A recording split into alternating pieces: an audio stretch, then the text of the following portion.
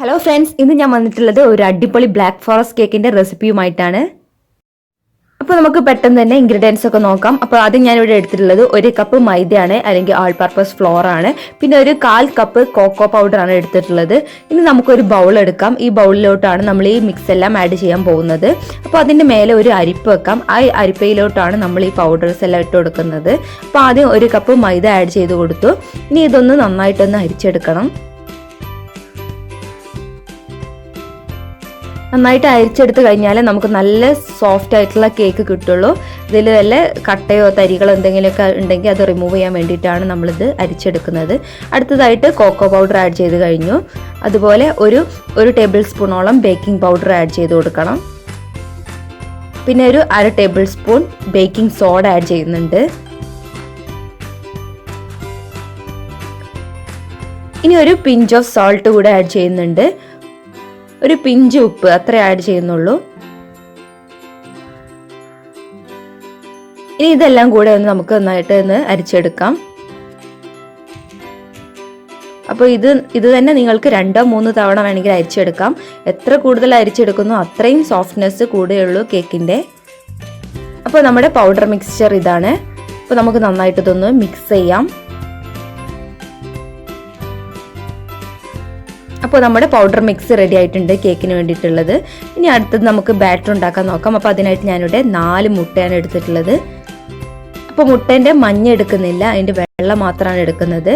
Egg white മാത്രമാണ് ഞാനിവിടെ എടുക്കുന്നത്. അപ്പോൾ അതിന് വേണ്ടിയിട്ട് അതിലേക്ക് മഞ്ഞ വീഴാണ്ട് അതിൻ്റെ മുട്ടേൻ്റെ വെള്ള മാത്രമാണ് എടുക്കുന്നത്. അപ്പോൾ ഇങ്ങനെ അങ്ങോട്ടും ഇങ്ങോട്ടും ഇട്ടിട്ടാണ് അതിൻ്റെ ഒരു വെള്ളം എടുക്കുന്നത്.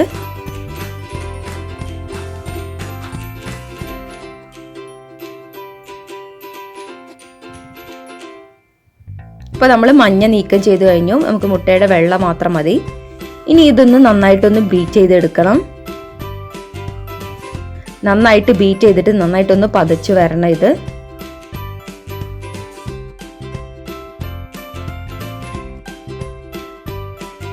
മുട്ട നന്നായിട്ട് ബീറ്റ് ചെയ്ത് കഴിഞ്ഞു.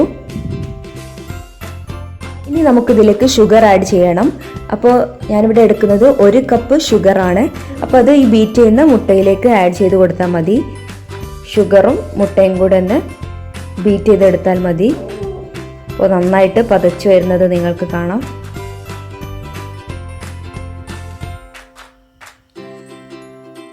ഷുഗർ ആഡ് ചെയ്യുമ്പോൾ ഒന്നായിട്ട് ആഡ് ചെയ്യേണ്ട, കുറച്ച് ആഡ് ചെയ്തിട്ട് നന്നായിട്ട് ബീറ്റ് ചെയ്തെടുത്താൽ മതി.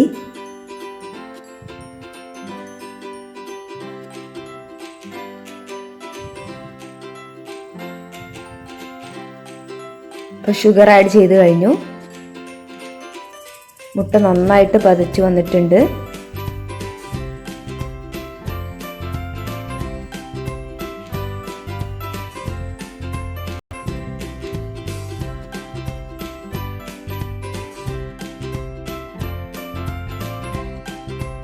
ഇനി നമുക്ക് ബാറ്റർ ഉണ്ടാക്കി എടുക്കാനായിട്ട് ആ പൗഡർ മിക്സ്ചർ ഈ മുട്ടയിലേക്ക് ആഡ് ചെയ്ത് കൊടുക്കാം. കുറച്ച് ആഡ് ചെയ്തിട്ട് നമുക്ക് നന്നായിട്ടൊന്ന് മിക്സ് ചെയ്ത് കൊടുക്കാം.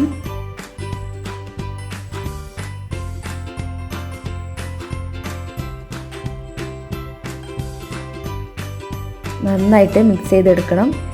ഇപ്പോൾ നമ്മുടെ ബാറ്റർ റെഡി ആയിട്ടുണ്ട്. കേക്കിൻ്റെ ബാറ്റർ റെഡി ആയിട്ടുണ്ട്. ഇനി നമ്മൾ കുക്കറിലാണ് കേക്ക് വേവിച്ചെടുക്കാൻ പോകുന്നത്. ആദ്യം തന്നെ നമുക്ക് ഈ ഒരു ഫ്രൈയിങ് പാനും അതുപോലെ കുക്കർ ഒന്ന് 15 മിനിറ്റോളം ഒന്ന് പ്രീ ഹീറ്റ് ചെയ്ത് വെക്കണം. അതിന് ശേഷം നമുക്ക് കുക്കറിൻ്റെ അകത്തൊന്ന് ഓയിൽ പുരട്ടി വെക്കാം. ഓയിൽ പുരട്ടിയതിന് ശേഷം നമുക്ക് അതിലേക്ക് കേക്കിൻ്റെ ബാറ്റർ ഒഴിച്ചു കൊടുക്കാം. ഇതൊരു 1/2 മണിക്കൂറോളം അടച്ചു വെക്കണം. കേക്കിലേക്ക് ഡയറക്റ്റ് ആയിട്ട് ഹീറ്റ് തട്ടാതിരിക്കാൻ വേണ്ടിയിട്ടാണ് പ്രഷർ കുക്കറിൻ്റെ അടിയിൽ ഒരു ഫ്രൈയിങ് പാൻ വെച്ചിട്ടുള്ളത്. അപ്പോൾ കുക്കർ അടച്ചു വെച്ചിട്ടുള്ളത് വിസിലില്ലാണ്ടാണ്. അപ്പോൾ നമുക്കൊരു 20 മിനിറ്റ് അല്ലെങ്കിൽ ഒരു 30 മിനിറ്റ് കഴിയുമ്പോൾ ഇതൊന്ന് ആവി വരുന്നത് കാണാം. അപ്പോഴാണ് നമ്മുടെ കേക്ക് വെന്ത് വരിക.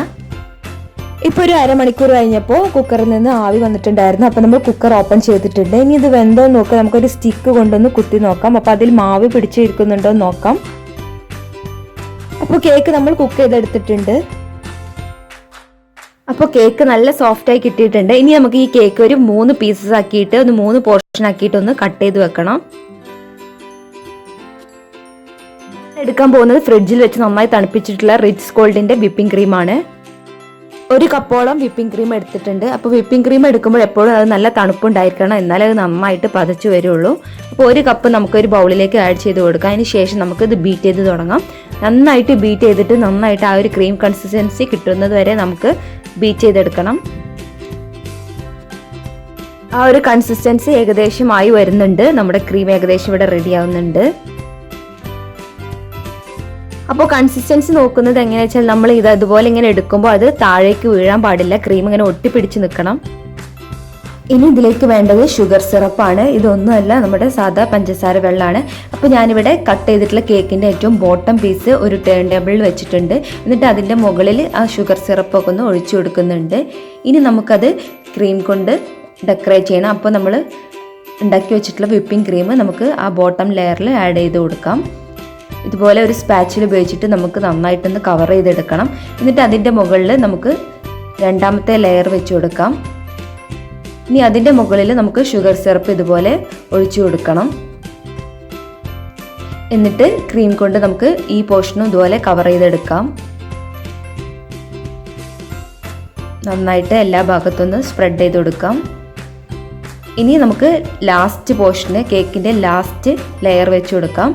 ഇനി അതിൻ്റെ മുകളിൽ നമുക്ക് ഷുഗർ സിറപ്പ് ആഡ് ചെയ്ത് കൊടുക്കാം. ഇനി നന്നായിട്ട് വിപ്പിംഗ് ക്രീം കൊണ്ട് ഈ ലെയറും കവർ ചെയ്തെടുക്കാം. അപ്പോൾ ഇത് ഏറ്റവും ലാസ്റ്റ് ലെയറാണ്, ഏറ്റവും അപ്പർ പോർഷനാണ്. അപ്പോൾ നന്നായിട്ട് ക്രീം കൊണ്ട് കവർ ചെയ്തെടുക്കണം. അതുപോലെ സൈഡിൽ ഇതുപോലെ എഡ്ജസിൽ നമുക്ക് കേക്ക് കൊണ്ട് കവർ ചെയ്തെടുക്കാം.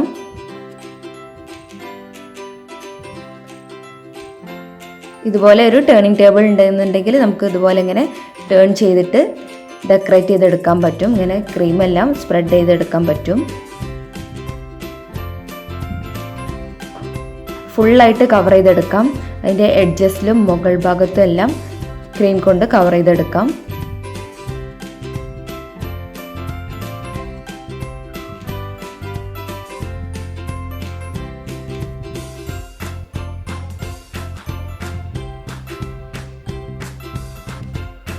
ഇനി ഇതുപോലൊരു സ്പ്രെഡർ ഉപയോഗിച്ചിട്ട് നമുക്കിതുപോലെ ഒന്ന് ഷേപ്പാക്കി എടുക്കാം.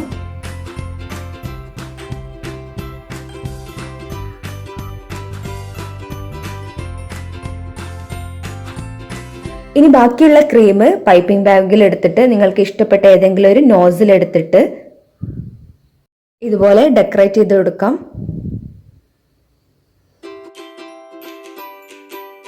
അപ്പോൾ സെൻറ്റർ പോർഷൻ ഞാൻ ഒഴിച്ചിട്ടുള്ളത് മറ്റൊന്നുമല്ല, പേരെഴുതാൻ വേണ്ടിയിട്ടാണ്. ഇതൊരു ബർത്ത്ഡേ കേക്കിനുള്ള ഓർഡറാണ്. അപ്പോൾ ഇനി നമുക്ക് ആ സെൻറ്ററിൽ ചുറ്റും നമുക്ക് ഇതുപോലെ സ്റ്റാർ നോസിൽ എടുത്തിട്ട് ഇതുപോലെ ഡെക്കറേറ്റ് ചെയ്തെടുക്കാം.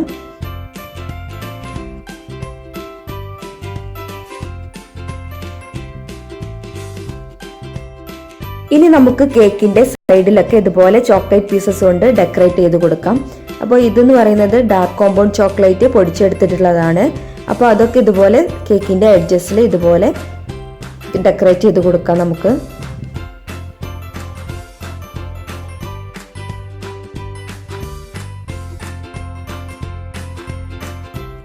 അപ്പോൾ ചോക്ലേറ്റ് ചിപ്സ് കൊണ്ട് സൈഡെല്ലാം കവർ ചെയ്ത് കഴിഞ്ഞു. ഇനി നമുക്ക് സെൻട്രൽ പേരെഴുതാം.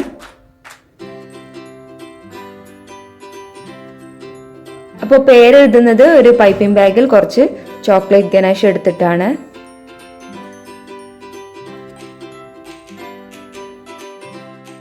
അപ്പോൾ ഇനി നിങ്ങൾക്ക് മുകളിൽ വേണമെങ്കിൽ ഈ പൂക്കളുടെ മുകളിലൊക്കെ ചെറീസോ അല്ലെങ്കിൽ പ്ലംസോ വെച്ച് കൊടുക്കാം. അപ്പോൾ ഞാനിപ്പോൾ ചെറീസ് അവൈലബിൾ അല്ലാത്തതുകൊണ്ട് ജസ്റ്റ് ചോക്ലേറ്റ് കൊണ്ടൊന്ന് ഡെക്കറേറ്റ് ചെയ്തെടുത്തേക്കാണ്. നിങ്ങളെ ചോയ്സ് പോലെ നിങ്ങൾക്ക് ഡെക്കറേറ്റ് ചെയ്തെടുക്കാം. ഇനി കേക്കിൻ്റെ ബോട്ടം പോർഷൻ കൂടെ ഒന്ന് ഡെക്കറേറ്റ് ചെയ്തെടുക്കുന്നുണ്ട്.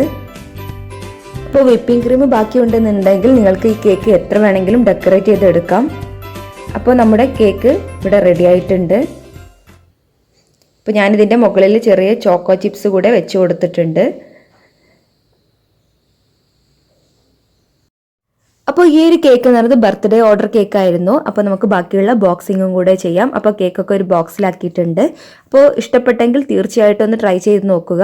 അപ്പോൾ ഇതുപോലെ കൂടുതൽ റെസിപ്പീസിനായി ഈ ചാനൽ സബ്സ്ക്രൈബ് ചെയ്യാൻ മറക്കരുത്. അതുപോലെ ഇഷ്ടപ്പെട്ടെങ്കിൽ ലൈക്ക് ചെയ്യുക, ഷെയർ ചെയ്യുക, കമൻറ്റ് ചെയ്യുക. താങ്ക്